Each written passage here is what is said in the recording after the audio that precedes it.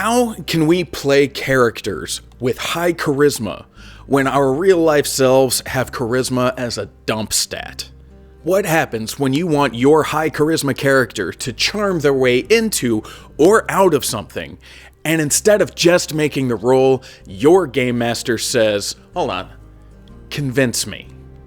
Well, full disclosure, I am that game master, and today I'm gonna tell you why and how to do it.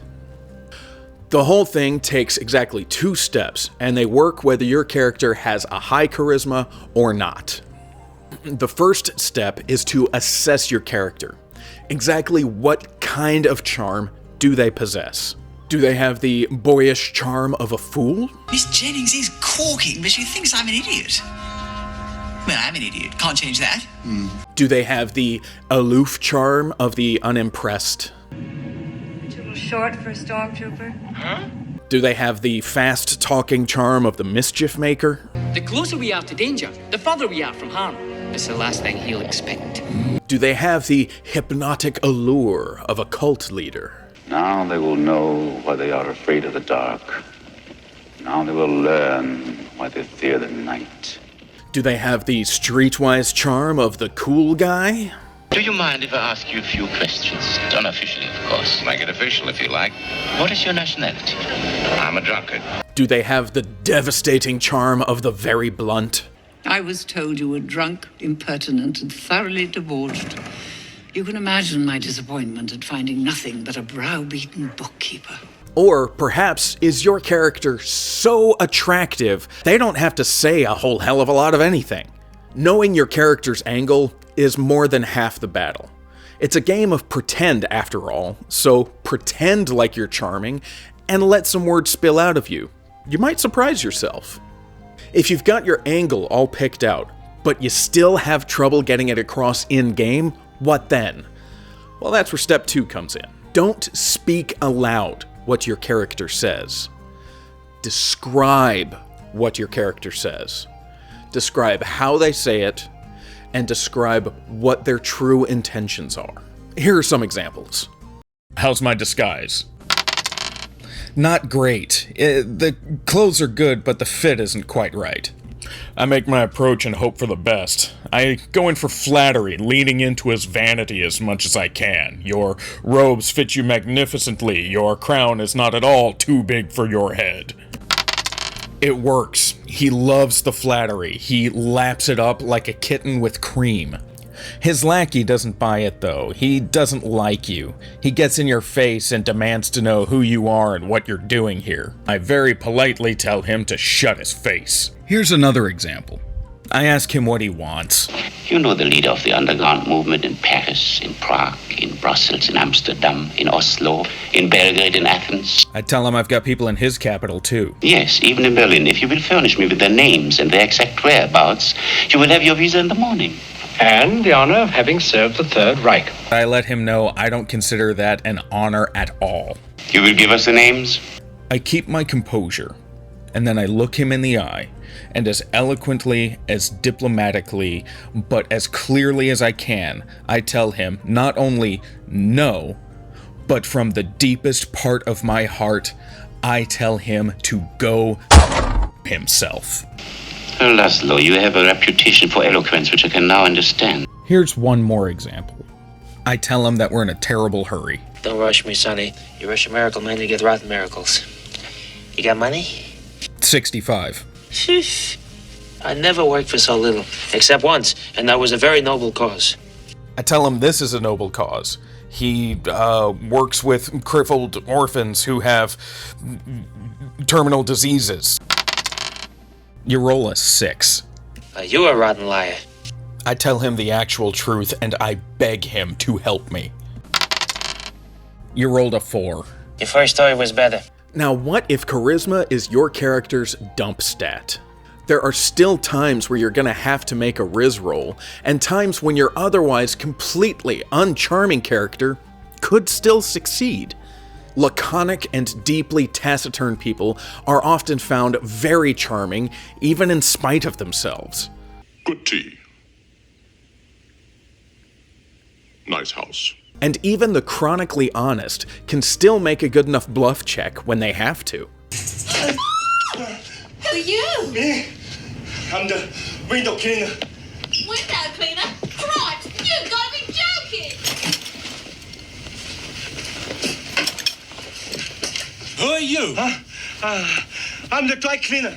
What it really comes down to is making your intentions clear to both the game master and the other players at your table. Be able to describe what your character is feeling right now, what they're thinking, what they actually want from this situation. With this information out in the open, it's real easy for any given game master to meet you halfway before you make that roll. So Gabe, I hear you ask, why do dungeon masters even do this in the first place? DMs don't usually ask players to swing a sword when they're at the table and their fighter is making an attack. Why do DMs make us display the charisma that our character has, but we ourselves might not? The reason DMs don't ask you to swing swords at the table is safety, for one. Leave your swords at home, please. And the nice thing about these practice katanas... Ow! Oh, that hurt! And two, because most of us don't actually wield swords or cast spells in our daily lives. But we do interact with other people in our daily lives. Asking someone to do something athletic at a table with snacks and dice is an unreasonable ask. But asking somebody to describe a conversation isn't unreasonable at all, especially when you've got dice waiting to make a roll and help you out. But still, why do some dungeon masters do this? I can't speak for every dungeon master or game master in the world, but my reasons are, first and foremost, because it's fun for me. GMing a game is a lot of fun, but I have to stay on my feet and I constantly have to come up with things on the fly. And it's a good time, but it's also hard. And it's fun for me when I make one of my players have to come up with something on the fly themselves, and I get to watch them squirm just a little bit. Of course, it's only fun if that player is a good sport about it. If I could tell that that player gets anxious and stops having fun in that situation, that rule goes out the window. Secondly, I do it as an opportunity for the player.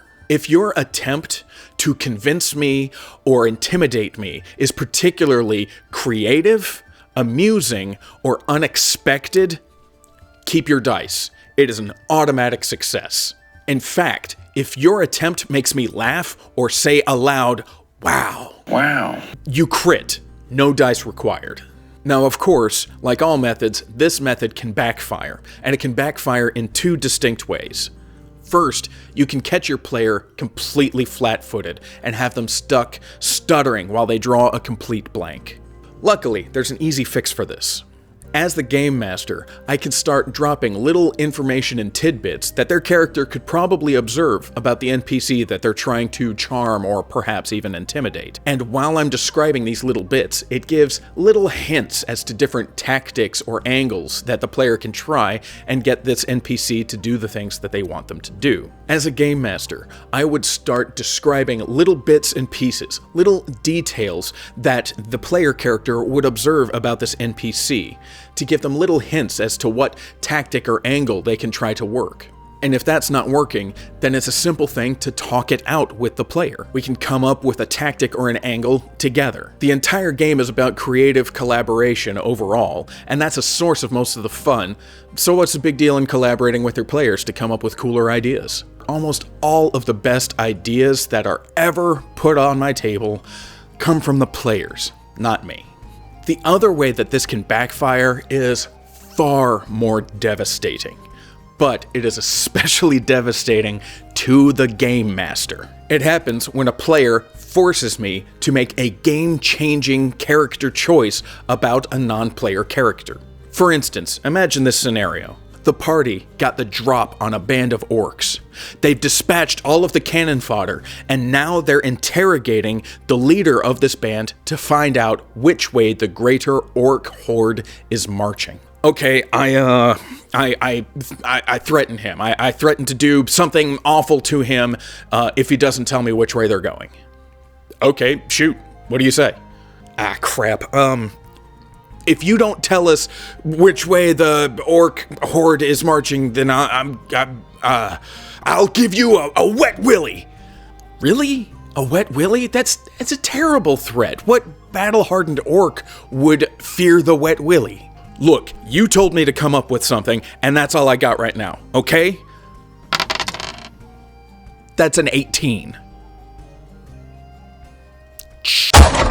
Now, it's the Game Master's turn to squirm, because now the Game Master has to figure out exactly why this orc would fear the wet willy so much. No, please. Oh, I just had an ear infection for 6 weeks. Oh, I'll tell you anything. Please stay out of my ears. If you've got a story about a particularly funny or unexpected way that one of your players charmed or threatened their way to success, please let me know in the comments below. I'll collect all of my favorite stories and put them in an episode of Tales from the Tabletop. The artwork for today's episode was a ton of fun for me. I love the figures, I love the head shapes, and I really enjoyed playing with these facial expressions. It was just a ton of fun from front to back, and I'm really proud of what I came up with. And if you'd like this original art for yourself, please check my store at coffeeandhate.biz. Click store at the top. Until next time, thank you so much for watching. Thank you for listening. And may your dice roll high, and may your characters talk their way out of, or into, any sticky situation.